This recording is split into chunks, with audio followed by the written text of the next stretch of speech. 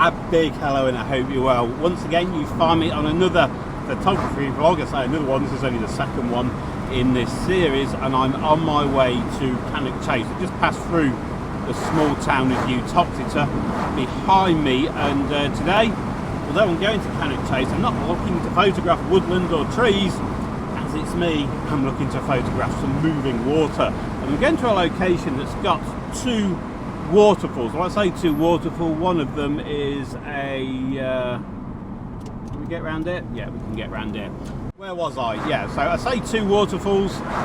One of them is more of a weir sort of cascade sort of thing, but it's a very photogenic location nonetheless. Once I've got these images in the bag, if we've got enough time, I'm hoping to continue to explore Cannock Chase a little bit more and see if we can spot a little bit of wildlife.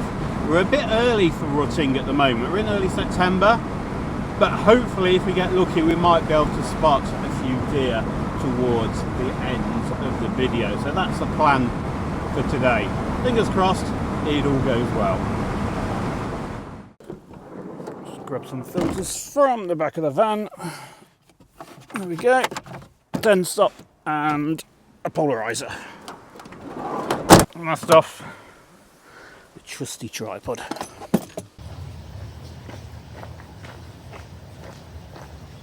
So today's walk's probably going to be around 2 or 3 miles round trip. I say round trip, it's sort of there and back, up and down this path that I'm walking along here. As you can see, it's fairly flat and very pleasurable to walk down. In a short while we'll get to the main sort of big waterfall here, and further along, about another mile along this track, we'll find the other water feature. Now admittedly, Cannock Chase does not offer the dramatic views that you get somewhere like the Lake District, for example, but the walking here is just sublime. Beautifully flat terrain. I've got this very clear little stream meandering by the side of the path as I continue to walk to my photographic locations for today. The sun, as you can see, is dappling through the trees and life could not be better. I'm sure you can hear the running water already. Just after a few minutes walk, we're now approaching our first location. Now this is the top of this waterfall, which admittedly from this perspective doesn't look too high, but I think the best position to take the image from is down at the bottom there. The path continues down there, sort of loops back down. There's a little gap in the bushes there where we can get through and hopefully grab an image of this waterfall.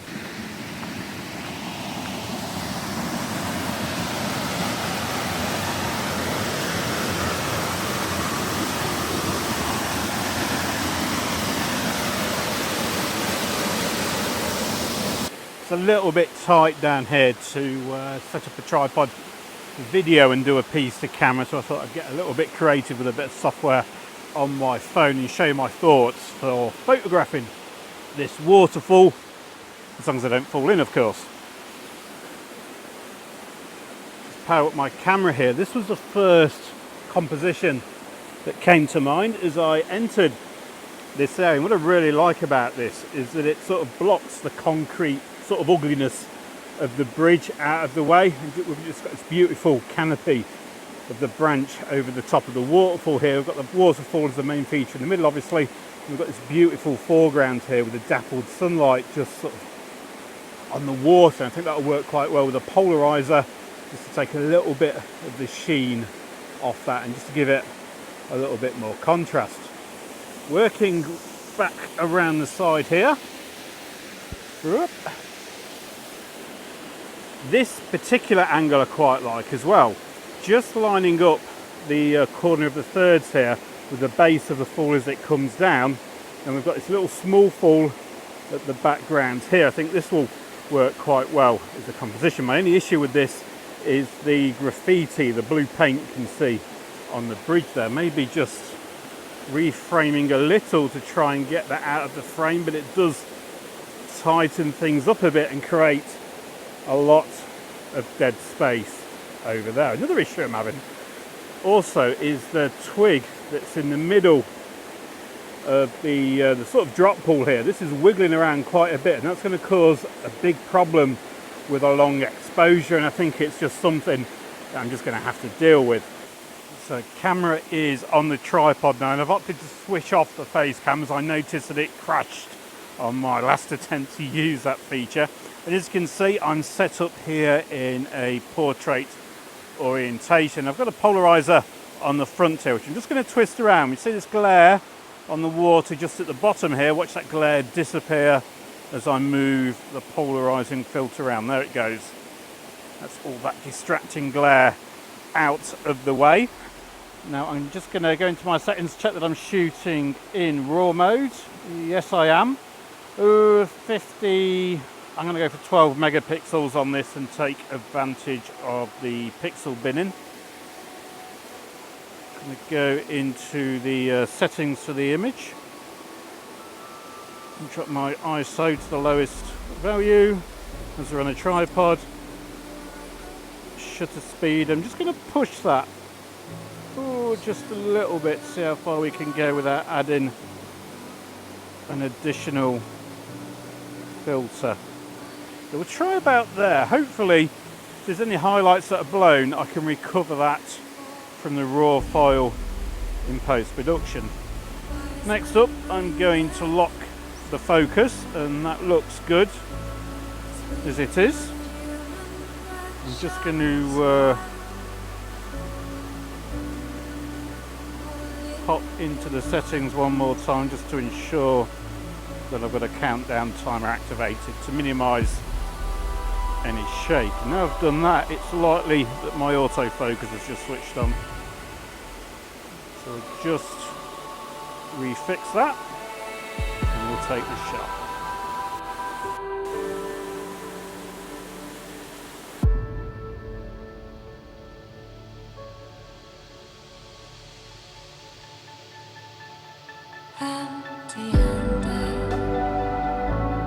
Cannock, come just as I am. Like a shepherd, bring a lamb, a humble free.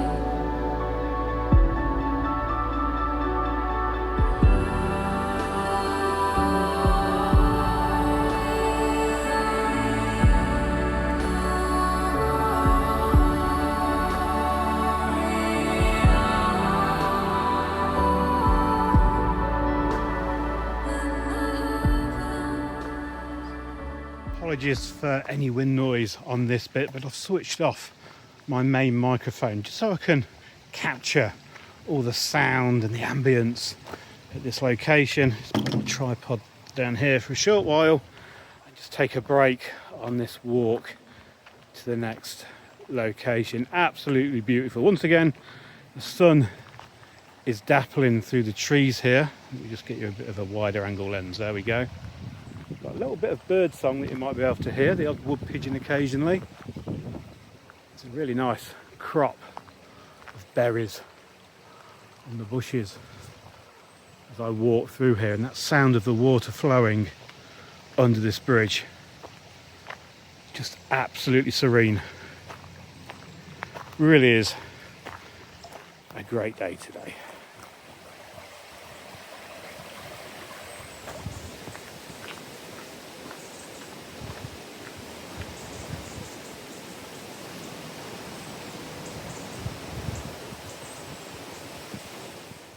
So this is the second waterfall, cascade, whatever you want to call it.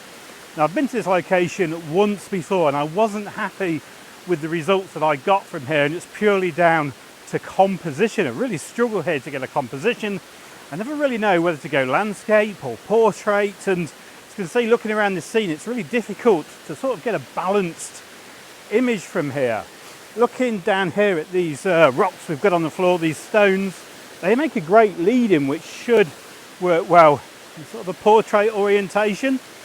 And there's some nice detail on the on some of the rocks there with the moss. I also really love the detail below my feet here on this bridge, along the top of the bridge. It's very ornate. and really want to sort of try and bring that out in the image as well. But the way this bridge is positioned, it's all sort of nice and wide, I'm just not sure. So I'm still struggling, especially with the highlights in that top corner. I think this area here does work better in a portrait orientation. So I'm just going to take off the wide angle, I think. I'm just going to have a, maybe play with the foreground a little bit more and go for something like that. Actually, we'll just back up a bit. Got this this old tree, log stump, whatever it is, in the foreground there. The nice little sort of woody colour sort of gets the eye, with the rocks leading you to the weir at the background there. So along with my compositional indecision, I'm not really happy with the movement of the water. So I've decided to pop on a 10 stop onto the front of my phone here, and we're going to go for a 16-second exposure here to really smooth out the water, and I feel that should give the scene a little bit more punch and just give it that little bit extra that this composition is wanting. Now, just as this process, you may have noticed on the preview there was a bit of a sort of purple light on the camera preview. I've noticed you do see that on the camera preview of this phone, but once the exposure is complete, for some reason that totally vanishes in the final result.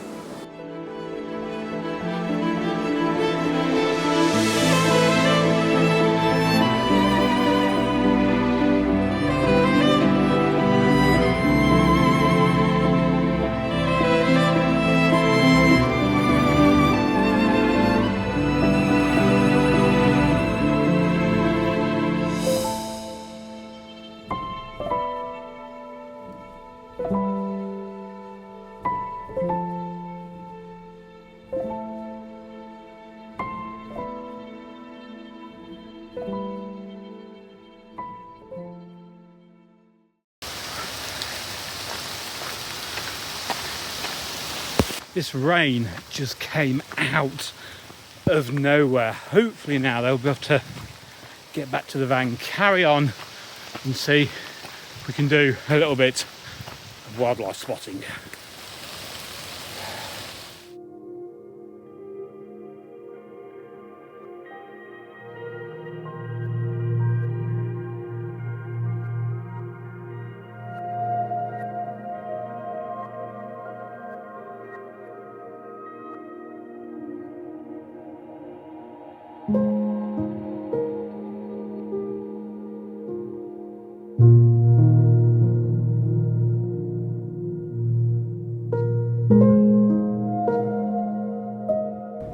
After just about drying out now from that mini deluge of rain after photographing those waterfalls, carried on to the supermarket, grabbed a few snacks and some refreshments, and have now come up onto the sort of main top in Cannock Chase. This is called Chase Road or Camp Road, something like that.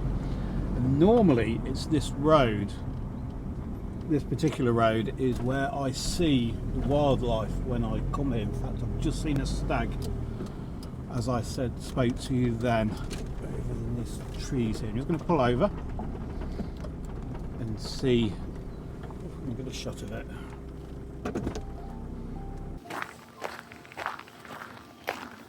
Literally, I was just talking to camera, spotted this one in the undergrowth. There's actually a couple of deer. If you can see them on camera, I'm just going to stand here and let them walk across. Let me zoom in.